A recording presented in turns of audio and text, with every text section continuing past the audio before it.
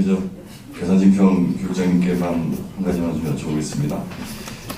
2019년도에 그 주식 개편하고 나서 교육청 업무 경감이 어떻게 확 줄어들어서 할 일들이 별로 없으신가요? 어떤가요? 그 주식 개편으로 해서 교육청 업무 경감이 좀 몸으로 좀 느껴지시나요?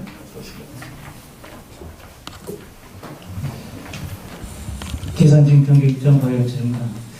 그 조직 개편이 되면서 저희들도 그 학교 지원 업무에 장학사 1명이 정원으로 배치됐는데 정원이 배치 안 되고 인턴 장학사 2분이 배치돼서 특수 업무하고 학교 지원 업무를 담당을 하면서 그 저희들 교육지원청의 업무는 좀 많이 감소가 됐고 저희들도 학교 현장에 가능하면 그 선생님들께서 수업과 생활교육에 전념할 수 있도록 업무 경감을 하기 위해서 노력을 하고 있습니다. 대표적인 예로 그 선생님들 모시고 연수라든지 이런 거 할 때 여러 개의 연수를 한꺼번에 몰아서 한다든지 또는 학생들 수업권을 확보하기 위해서 각종 축제라든지 행사를 한꺼번에 행사를 한다든지 이렇게 하고 있고 또 초등 단기 그 순회 지원단 교사 같은 경우는 저희들이 한 명 있는데 그 초등 선생님이 학교에 특별 휴가라든지 또는 법정 전염병 이런 걸로 인해서 결손 시기를 지원해 주니까 상당히 호응이 좋은 것 같습니다. 또 계산교육 지원청에서 하고 있는 또 한 가지가 이제 그 공문 배송 서비스도 상당히 좋은 호응을 받고 있는 그런 시점입니다. 네, 알겠습니다.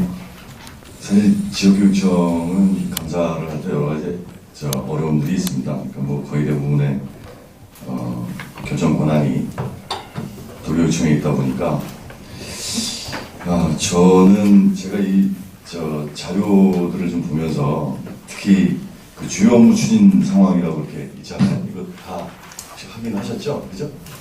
이거를 교육청님들이 과연 제대로 파악하고 계실까? 그런 의구심이 많이 들었습니다. 이거 하나 좀 제안을 좀 드려보고 싶어요. 다른 의원님들은 동의를 할 수 있을지 없을지 모르겠습니다만, 교육청의 교육과에 계신 그 교육국에도 한번 제안을 한번 해보려고 하는데요. 우리가 저희 행감자료를 보면서, 성과 보고서를 보면서, 이 교육 관련된 것을 몇 명, 몇 회 했다라고만 다 보고를 하거든요. 다 거의 대부분 다 그렇습니다. 근데 이거를 교육장님들이 파악하실 수 없을 거라고 보기도 하고, 또 한편으로는 교육에 관한 질에 관한 문제를 교육장님들도 그렇고, 또 교육위원들도 그렇고, 받아보고 고민해야 하는데, 이게 무슨 수업을 몇 번, 몇 회, 몇 명 했다더라 라는 걸 우리가 파악하고 또 교육위원회에서 그걸 요구하게 되면 일선의 학교 선생님들이 창의적으로 수업을 할 수 있을까? 그러니까 결국은 흔하게 얘기하는 창의적인 수업 교사로서가 아니라 행정가로서의 역할을 많이 하고 있다라고 하는 현장 선생님들의 자괴감 같은 것들도 얘기하고 하는데, 이렇게 보고서를 언제부터 올렸는지는 모르겠지만 이런 보고서가 교육 부분에 있어서는 굉장히 무의미하다. 이거는 2020년서부터는 특히 교육 관련된 것은 일선 학교 선생님들한테 몇 회에 몇 번 했다더라 라고 하는 부분은 교육위원회에서 받지 않았으면 좋겠다. 교육위원회에서 받지 않겠다고 하면 교육청에서 안 받겠죠?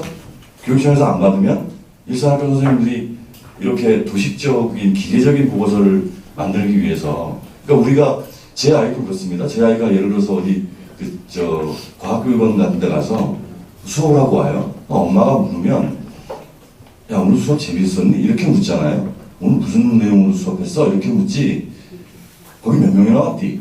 이렇게 묻지 않잖아요. 그러니까 행정적인 것에 관한 것은 저는 이제 이거 질의하고 상관없이 제가 2020년 두 번째 행강을 맞이하면 2019년 두 번째 행강을 맞이하면서 교육 관련된 것을 보고를 받을 때 이렇게 보고를 받는 이유를 모르겠다. 그런 생각이 좀 많이 들었습니다. 특히 학교 현장에서 교장 선생님도 계시고 학교 현장에서 오랜 동안 계셨던 분들이시니까 이거에 대한 소감을 좀 말씀해 주시고, 학교 현장에서는 이런 불만이나 우리가 왜 이런 그 보고서를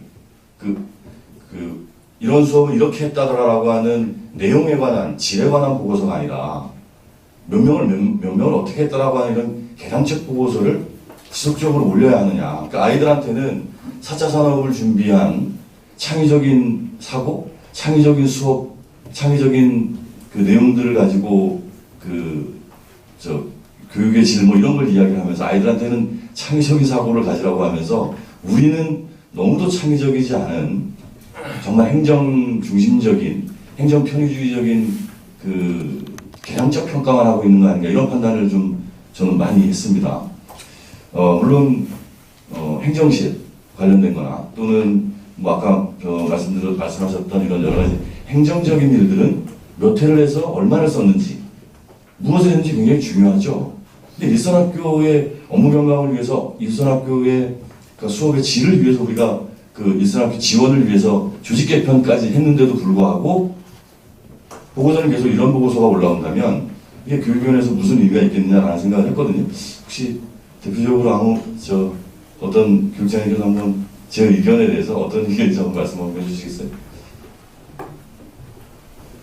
최근에 우리 문성규 장님 말씀 한번 해주시죠. 네, 문성규장 장병호입니다. 의원님 고견 말씀에 공감을 하고요. 적극적으로 좋은 생각이라고 이렇게 생각됩니다. 다만 한 가지 의례적으로 이렇게 수량적으로 보관하는 이유는 진행의 한계도 있고 또 디테일한 부분까지 설명하기는 너무 많은 양의 페이지와 그런 것이 필요할 것입니다. 실질적으로 학교 교육 현장에서 이루어진 내용은 다 진지하고 아름다운 얘기도 많이 있고요. 무슨 사례들이 많이 있습니다만 다 기술할 수 없을 것 같아서 이렇게 보고 있는 걸로 알고 있습니다. 제가 그래서 샘플로 각 교육지원청별로 2건씩 제가 자료를 받았어요. 이 자료를 받았는데 이 자료 또한 똑같습니다. 이 자료도 역시 그 수업에 대한 내용은 하나도 나오지 않아요. 개량적이에요. 그러니까 우리가 뭐 학종이라든가 우리 수능평가 학생 기록부 쓸 때 지금 과학 수업 참관하였습니다라고 하면 대학교에서 쳐다보지도 않잖아요. 요새 학생부 쓸 때 그 과학 수업에 들어와서 이 아이는 어떤 면에 관심을 가지고 어떤 재능을 발휘하더라라고 써야지만 대학에서 쳐다보지 않습니까? 근데 우리는 물론 행감이라서 이런지 모르겠지만 이런 평가서들 또 이런 제가 2건씩 받았거든요. 지원청별로 이렇게 지속적으로 이런 보고서가 양산이 되면 일선학교 선생님들이 제가 보기에는 창의적인 수업을 하거나 소위 수업의 창조자 역할을 하기가 굉장히 어려워질 것이다. 그것을 방조하고 그것을 또 유도하고 있는 것이 우리 교육위원회이기도 하고 또 교육청의 행정을 담당하고 계시는 행정수장들일 수도 있다라는 판단이 좀 들거든요. 저는 그래서 제안입니다. 너무 길어졌는데요. 2020년서부터는 숫자 없었으면 좋겠다. 특히 교육 관련된 거에서는 횟수 없었으면 좋겠다. 이걸 만약에 없애버리기 시작하면 답답하잖아요. 뭐 없애면 뭘로 보고를 하지? 보고할 길이 안 생기지 않습니까? 그럼 담당 선생님께서 소설을 쓰시든지 뭘 하겠죠. 그 소설도 우리가 이제 한 1, 2년 경험해보는 것도 좋다라는 생각이 드는데요. 없애보면 다른 굉장히 괜찮은 대안이 나올 수도 있겠다는 생각이 듭니다. 그래서 도교육청 관계자분들도 나와 계시는데요. 특히 교육 관련된 것은 정말 한번 무턱대고라도 없애보는 것이 지금 현실적인 대안이 아닐까 이런 생각을 좀 해서 제안을 한번 드렸습니다.